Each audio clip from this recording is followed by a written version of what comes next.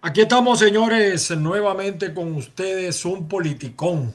Zoom con M y no con N, porque tratamos de hacerle un poquito de saber a la gente que es a través de Zoom video, aunque en este caso no es un video.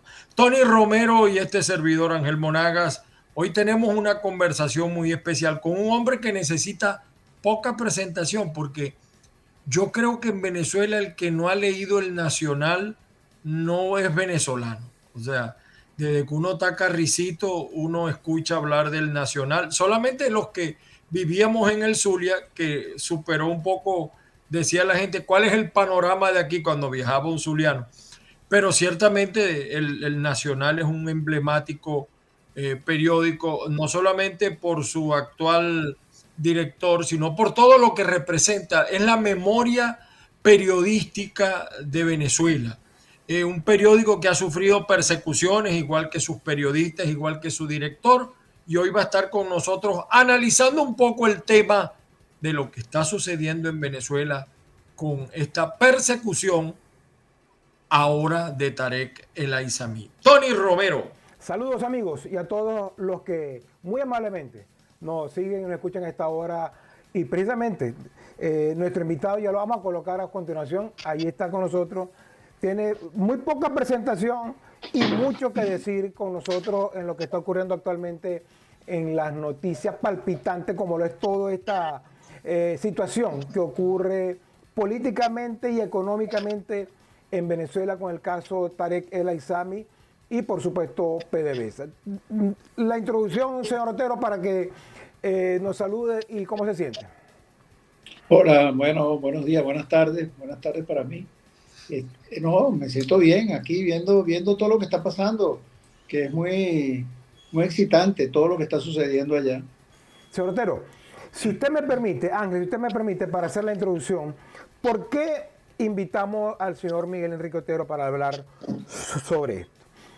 Uno puede estar o no de acuerdo en algunas consideraciones que haya hecho el Nacional periodísticamente, pero como lo dice Ángel, sin duda que es una referencia del periodismo no solo en Venezuela, yo me atrevería a decir que internacionalmente. Y en este caso, en el caso de Tarek El Aizami, el Nacional fue uno de los primeros medios, junto con Armando Info, que tocó este tema. Si ustedes me permiten, quiero mostrar dos temas de referencia, dos imágenes de referencia de lo que ya el año pasado hablaba el Nacional, de lo que ahora explota en el gobierno. Ahí tenemos la imagen, esta imagen fue del noviembre 16 del año pasado, donde ya el Nacional, Ángel, amigo que nos escucha, hablaba sobre el fracaso de Tarek El Aizami en este tema. Pero voy más allá, amigo que nos escucha. Les estoy mostrando ahora, el 4 de diciembre del 2022, ya el Nacional hablaba, junto con la información de Roberto Denise en Armando Info, de los negocios que tenía Tarek El Aizami con Yoseli Ramírez. En esa oportunidad se estaba hablando no de los 3.000 millones que ahora no se saben, sino de más de 4.000 millones de dólares que ya se habían extraviado. Así que con esta introducción quiero que el señor Otero nos dé su visión de lo que está ocurriendo sobre el tema. Sí, efectivamente, nosotros iniciamos la investigación. Tenemos un equipo de investigación que ha estado trabajando algunos temas, como este tema de Tarek El Aizami, el tema de los hermanos Morón y otros temas que van a ir saliendo.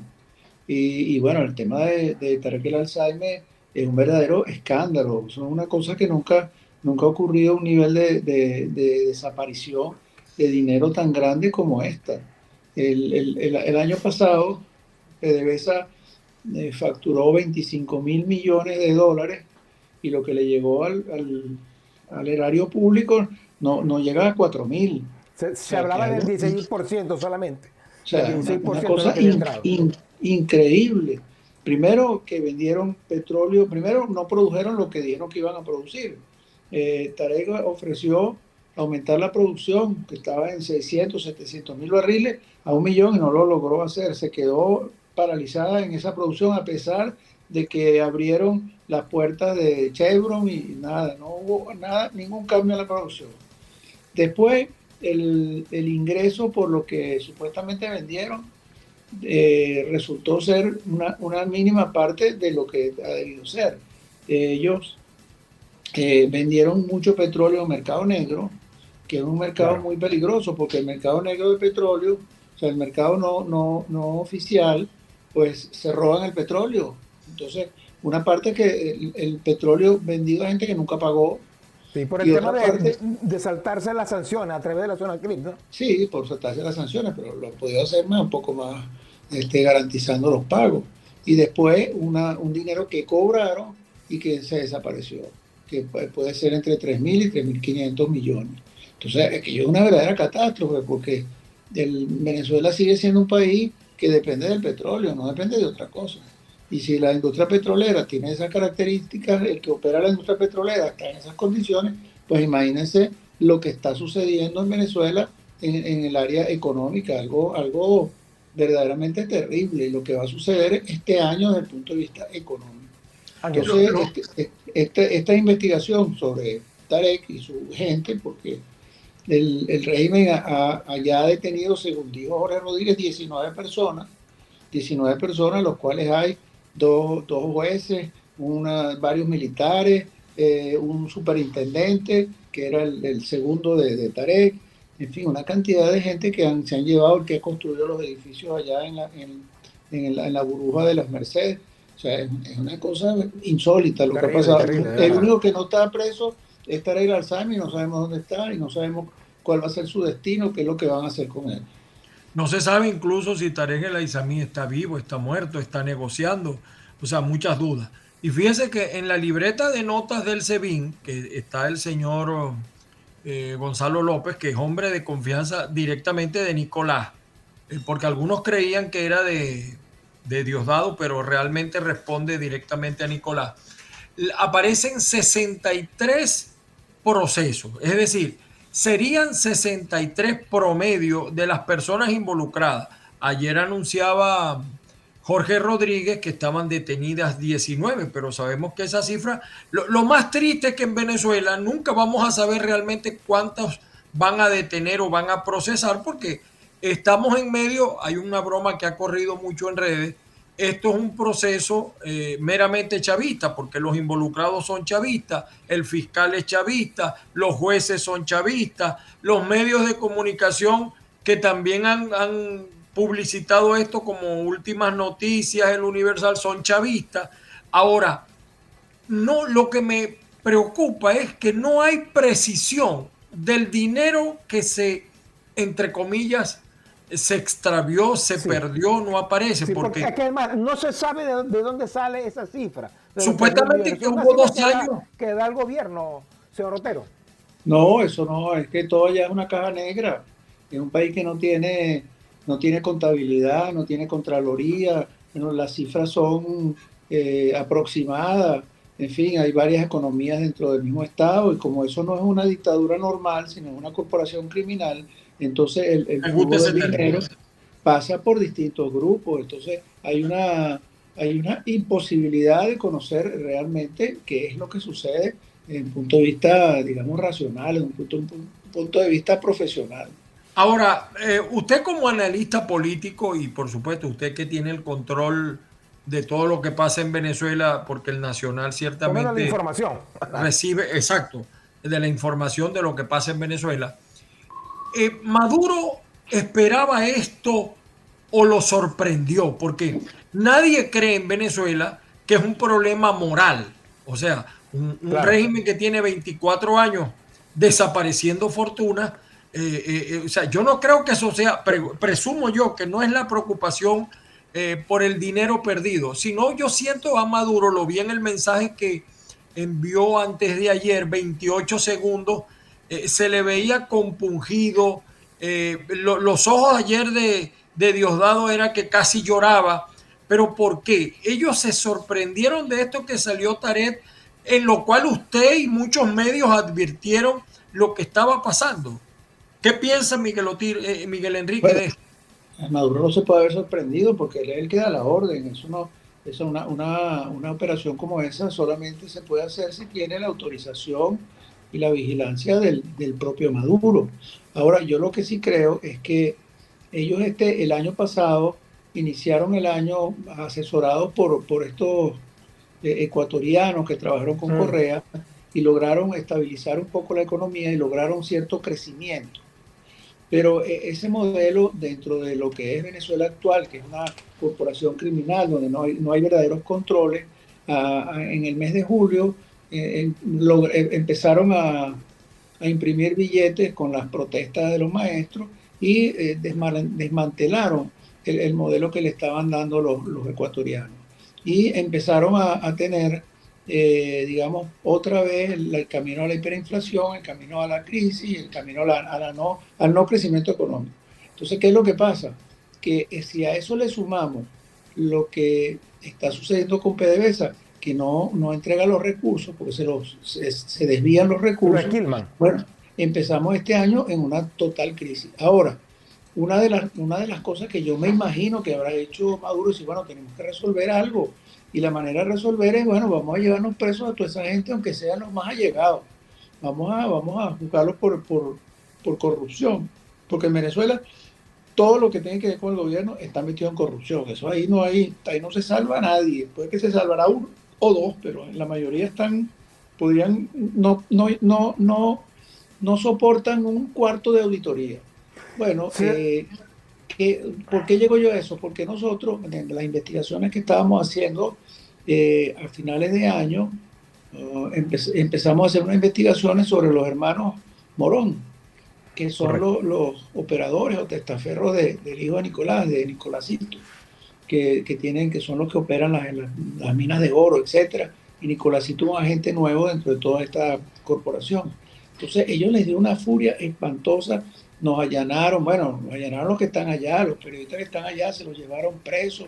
Un desastre cuando quien tenían que buscar era a mí, que no me pueden buscar, o a los periodistas que firmaron que viven fuera de Venezuela. Porque yo no iba a poner a unos periodistas en Venezuela a hacer una cosa como esa. A mí me dijo, uy, qué raro esta gente que actúa de esa manera. Ahora pienso que es que le aguamos la fiesta, porque ellos tenían montado esta cosa de Tarek el Alzheimer. Y con el tema de la corrupción, y si aparece el caso de Nicolásito, entonces se les complica la existencia, porque entonces la corrupción es de todo el mundo. Y eso fue un poco un factor que influyó para que hicieran esa agresión de represión tan grande sobre nosotros. A ver, señor. Sí, yo lo comentaba esto, para entrar en el tema político, pues el tema económico, como usted lo ha dicho y todos sabemos, está empantanado. Pues Reuters sacó hace 2 días que desde el 2019 había en deuda, como usted dice, más de 26 mil millones de dólares. El propio Tarek Al-Aissami denunció en enero de este año un desfalco, no recuerdo ahorita la empresa, por más de 4 mil millones de dólares. Ahorita se habla de 3 mil millones de dólares, de manera que se nombra eso con una ligereza que espanta, ¿no?, a cualquier persona que habla de esos números y de esos desfalcos de esa manera. Ahora, en el área política, ¿usted cree que hay una guerra entre bandas o hay una purga? Yo le voy a adelantar lo que yo pienso. Yo siento que es una purga que hace el gobierno a cada cierto tiempo. Lo hizo recuérdenme, con la fiscal Ortega en su momento. Después lo hizo en PDVSA, en el Zulia, cuando entiendo que varios funcionarios de PDVSA fueron presos Parada. Después lo hizo también con una diputada en el Zulia, también con el tema de la droga. Yo siento que esto apunta más a una purga, a una racia contra quien el gobierno de Maduro y su gente no tiene control, que más una guerra entre bandas. Bueno, puede ser, pero hay unas circunstancias distintas en este caso. Porque, y vamos, lo de Luis Ortega o de Rafael Ramírez que no nombraste, bueno, algo parecido, ¿no? Ellos buscan a la gente del entorno de Luis Ortega, el entorno de Rafael Ramírez, y al final ellos no los agarran a ellos se van del país y ya, y viven tranquilamente o no tranquilamente en otros países. Bueno, pasó Pero con aquí Agua, con él es Agua también, ¿no? Que aquí, lo separaron y no se sabe gran cosa que hizo. claro, pero aquí es distinto, porque ¿qué es lo que pasa? Yo te voy a hacer el panorama general. Yo creo que Maduro está en lo que llamamos una tormenta perfecta, porque por un lado tiene a todo un sector político trabajando, activando una militancia, aunque sea por unas primarias, por unas elecciones que no tienen la mayor probabilidad de que funcionen bien, pero activan la militancia. Están todos allá activando la militancia. En Cuba y en Nicaragua no hay políticos de ningún tipo, están o presos o en el exilio. Después tiene una protesta popular generalizada. Hasta en lo que va de año ha habido más de 3.500 protestas en Venezuela, que es una barbaridad.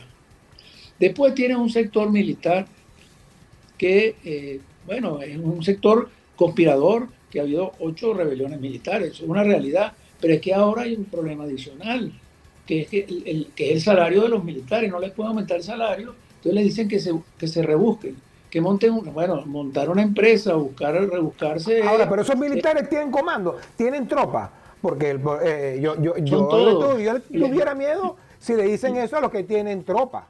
Y los Le que están tienen tropa diciendo están a otro nivel. le están diciendo a todos los militares sean emprendedores, que se busquen el salario en otra parte.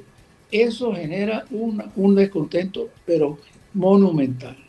Aparte de que han marginado a los militares que tienen que ver con el chavismo y ahora hay tres grupos. El grupo de los escuálidos, digamos, opositores, el grupo de los maduristas y el grupo de los chavistas. Se unen los chavistas con los escuálidos y es una mayoría aplastante. Pero bueno, estoy hablando de lo que llamamos la tormenta perfecta. A eso hay que sumarlo, que esa no es una dictadura normal. Eso no es Pérez Jiménez, no es Pinochet, no es Stalin, no es Hitler, no es nada de eso. Eso es una corporación criminal que tiene espacios determinados para actividades delincuenciales. Porque los ingresos de los que están en el régimen, los ingresos ilegítimos, no son comisiones de carretera, porque no hacen ninguna carretera, ni hacen ningún hospital, ni nada. Son ingresos que vienen o por el narcotráfico, o por el contrabando, o por la extorsión, o por el oro ilegal, por una cantidad de cosas que no tienen nada que ver con lo que es los ingresos normales de una dictadura, alguien que está afiliado. Entonces son grupos dentro de esa corporación criminal. El Tarek El-Alzami era un grupo, es un grupo muy grande dentro de esa corporación. No lo era Luis Ortega ni lo era Rafael Ramírez. Lo sacaron y punto. Aquí no, aquí hay un pedazo de la corporación que Claro, quieren liquidar. hay raíces, hay Que, raíces. Así. que es una cosa distinta. Y Sí. a eso hay que sumarle la crisis económica. La crisis económica que están viviendo es terrible, la que está viviendo Venezuela, porque no tienen ingresos petroleros, ni tienen otros ingresos. Entonces, no pueden aumentar el salario básico, no pueden aumentarle los sueldos a los militares. De milagro pueden pagar los 8 millones de CLAP, que tiene un subsidio de $10 por cajita CLAP. No pueden comprar un autobús o una ambulancia para reponerlo. No pueden hacer nada y no hay panorama. El panorama no es que dentro de 3 meses lo van a resolver. Claro. No, este año no lo van a resolver. Entonces tienen una tormenta perfecta. ¿Qué va a pasar? Yo no puedo decir que va a pasar algo, en el sentido de que es simplemente una situación, es un piso inestable. Sí. Cualquier chispita, en cualquier momento, puede producir la hecatombe o puede no pasar nada. Pero ese es mi análisis político de lo que está pasando. Claro. Y lo de Tarek entra dentro de todo ese conglomerado de problemas que tienen sumados en un mismo momento. Yo le agregaría una cosa, Ángel, para darte el pie, que es que Tarek El-Alzami es el investigado que tiene más conocimiento sobre la gerencia de Maduro y su grupo. Porque Ortega era chavista, Alcalá era chavista, pero el que ha manejado claro, el tema político más que ellos, porque ellos fueron sobre el chavismo, pero este es conoce la política del madurismo, conoce los hilos visibles e invisibles del madurismo. Incluso pudiéramos agregar allí que Tarek El-Alzami venía de abajo, Es decir, viene de ser presidente de la Federación de Centros Universitarios, amigo de Adán Chávez. O sea, él estuvo dentro, si pudiéramos decir que estuvo dentro de los fundadores y ha tenido mucho tiempo para sentar bases dentro del madurismo, dentro del chavismo e incluso dentro de algunos sectores de la oposición que se entendían con Taret y no con Nicolás. Es que, mira, los pilares de esa corporación son Diosdado, Tarek, Padrino y Maduro. Eso es verdad. Porque ni siquiera los Rodríguez dependen de Maduro, no son pilares. ¿Entiendes? Claro. Entonces, si uno de esos pilares se rompe, es una mesa de cuatro patas. Ahí puede ocurrir cualquier cosa, porque uno no sabe cómo va a retaliar Tarek al-Assami, que Tarek al-Assami tiene gente en todas partes, tiene la alianza con Hezbollah, tiene con los iraníes, es una cosa muy poderosa. No es sacar a alguien, no es Luis Ortega. Ortega no tenía no era pilar de nada, era un funcionario. Esto es una parte, digamos, importante en todo ese conglomerado. Ahora, No, esto no le serviría perdón, Ángel, iba a decir algo. no, que incluso contestándole un poco a Tony, dentro de la Fuerza Armada, los que mandan, los que tienen tropas son los comandantes, los tenientes coroneles. Y hoy en día en las Fuerzas Armadas tú te encuentras de coronel para abajo pelando y no precisamente los dientes. Hay un grupito muy reducido, sin comando, porque realmente ellos no comandan, que sí la cúpula, como dice uno, la cúpula, pero los comandantes, los que están en los cuarteles, los que están en los destacamentos. Yo hablaba una vez con una médico militar en días pasados y me hablaba de los altos grados de desnutrición de la tropa venezolana. Pero es que no solamente la tropa, también los oficiales. Antes uno iba y comía en el rancho. Mi papá tuvo 30 años en las Fuerzas Armadas y yo estuve 5 años. Y uno iba al rancho a comer y se comía bien. Me dicen, ahora tú ves a los soldados en los alrededores de los cuarteles, en el Valle o en Maracay o en Maracaibo, comiendo en las panaderías, metiéndose cualquier cosa porque hay hambre. La gran realidad es que hay hambre en las Fuerzas Armadas. A los pilotos sí les pagan bien, pero al resto de la Fuerza Aérea no le pagan bien. Eso es, por supuesto, una tormenta perfecta de lo que pudiera pasar en Venezuela. No estamos diciendo que pase, pero pudiera pasar. Yo le quiero agregar algo, para poner de verdad toda la carne en el asador.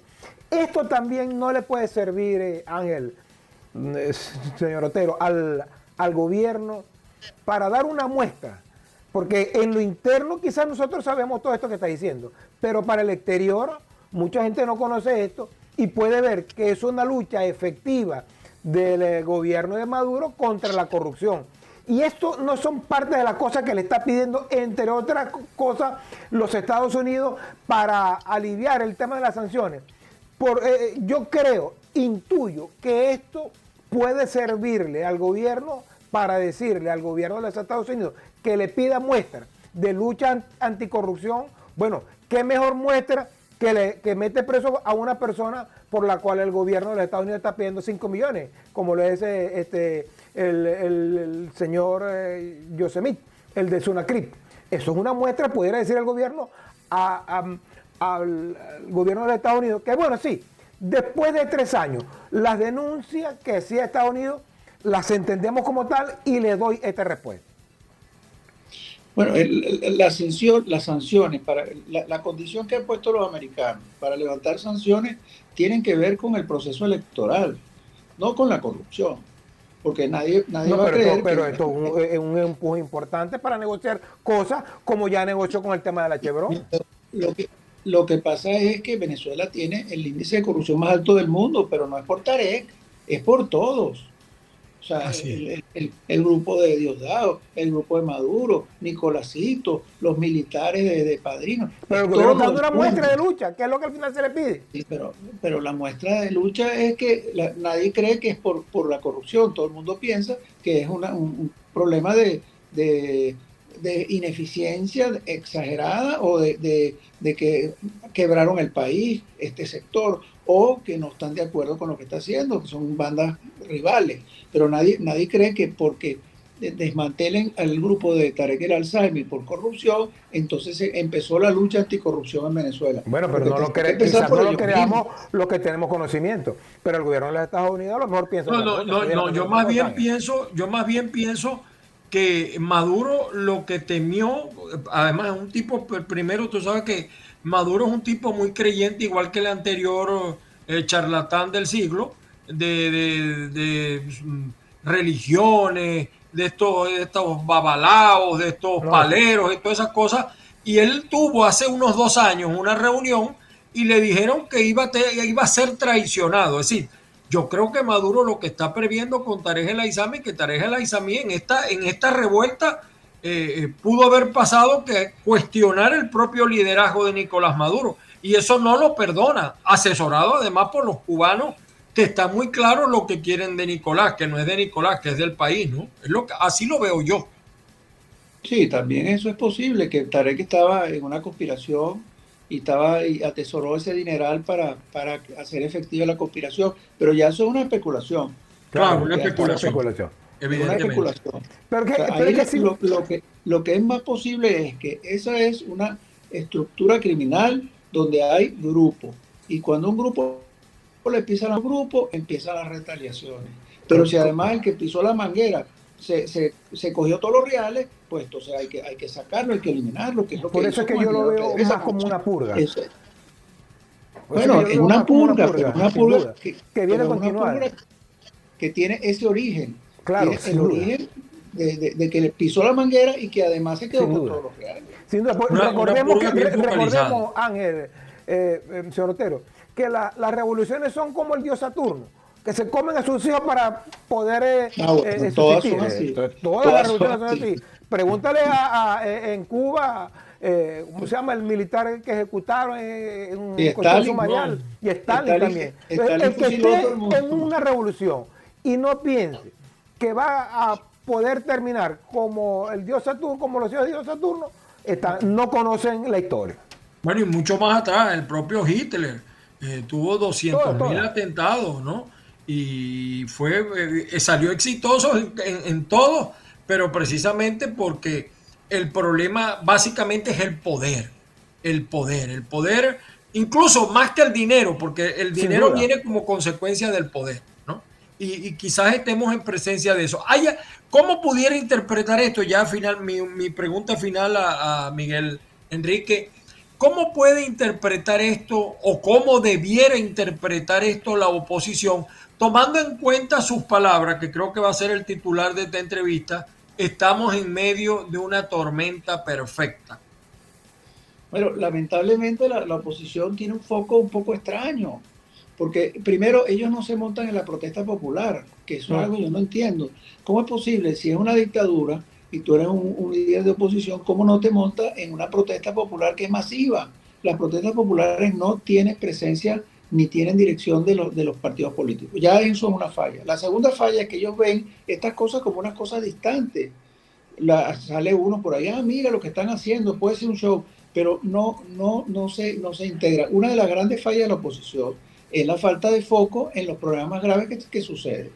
No tienen foco en la economía, no tienen foco en la fractura del poder, el poder criminal, y no tienen foco en la protesta popular. Sí. Entonces la oposición, si hay un cambio en Venezuela y ellos no se montan en estos problemas, van a quedar aparte. Lo que vendrán serán otras personas distintas que no son ellos. Claro. Eso es el problema más grave que ellos tienen. Señor Otero, mi último comentario tiene que ver con lo siguiente. Usted conoce perfectamente Caracas. Yo la conozco de las veces que he ido.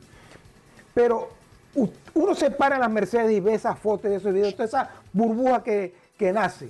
Yo creo que de PDVSA, la P por lo menos está ahí en esos edificios, en esos restaurantes. La P además de pillería.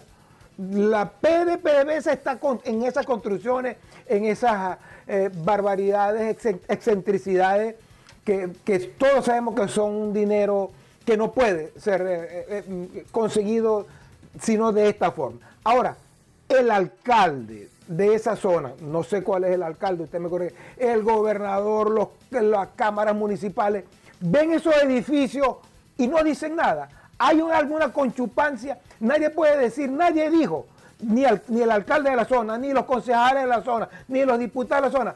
Hermano, aquí hay que investigar una cosa porque esto está creciendo. Hay conchupancia. Se te olvidó una P, que es la de Perdomo. Perdomo es el que ha construido 6 edificios en la Mercedes y es el que tiene la venta de Ferrari. Está bien, pero el precio detenido. Y los concejales, el alcalde de la zona, ¿quién es? El alcalde de la zona, no sé. No, y debe estar el de Caracas y el de Chacao. El alcalde de Chacao. Ese que es en Chacao. ¿Quién es el alcalde de Chacao? En las Mercedes el alcalde Baruta. El alcalde Baruta. Sí, ahí hay un triple. Pero ningún alcalde de eso va a decir, él ha permisado están sacando instantes reales. Hay conchupancia. La locura de las Mercedes la ha permisado. O sea, hay he visto varios comentarios en las redes reclamándole al alcalde cómo ha permisado eso. Y Perdomo es dueño de 6 edificios. Esos edificios que están vacíos, que parecieran producto de lavado, más que de producto de necesidades económicas. Perdomo es el gran constructor ahí y es el que tiene la venta de Ferrari. De entrada yo siento que tiene que haber una conchupancia con no voy a decir nombres porque no tengo la investigación. Como dice mi hija, no tengo pruebas, pero no tengo dudas que tiene que haber alguna conchupancia por unas construcciones excéntricas y fuera de todo lo que significa el desarrollo normal de un país como Venezuela. No es la primera vez que un alcalde da permisos de construcción a construcciones absurdas en muchos años. Eso no quiere decir que porque antes lo hagan yo lo voy a hacer. No es una novedad chavista. Eso ha ocurrido muchas veces. Habría que ver si son alcaldes chavistas o son alcaldes opositores. Monstruo de los Palos Grandes, que fue el monstruo de los Palos Grandes, eso tiene como 40 años. Que fue un escándalo también. O sea, es el tema permisar de las alcaldías a construcciones que no cumplan las especificaciones. Eso es una historia antigua que tiene Venezuela y seguramente en este caso pues se da lo mismo. ¿Algo que quiera añadir que no hayamos preguntado? No, a mí me parece muy bien lo que ustedes hacen. Es bueno que discutir estas cosas y que se intercambien las ideas. Yo creo que Venezuela en este momento está pasando por una situación crítica distinta, donde no son distintos los militares, donde son distintos los militares, la protesta es distinta, están los partidos en una efervescencia, aunque sea electoral. Entonces, este es un momento, yo creo que clave para lo que puede suceder en Venezuela, para un cambio, que además no lo podemos predecir, porque sería una ruptura, digamos, producida por una chispa, por algo distinto que suceda. Ángel. Así es. Muchísimas gracias, Miguel Enrique. Lo volveremos para hablar de temas a medida que se acerquen las primarias. También es un tema que nos interesa. Sin duda. Porque yo sé que Miguel Enrique tiene su corazoncito en las primarias también. Yo sé, pero no me lo va a decir ahorita. Yo creo que las primarias es algo importante que motoriza a la oposición, como ya lo dije, que elige a un líder de la oposición, aunque no es un instrumento importante para ganar unas elecciones generales. Eso es verdad. En un régimen como este. Tony Romero, nos vamos. Sí, hasta una próxima oportunidad. Hasta luego.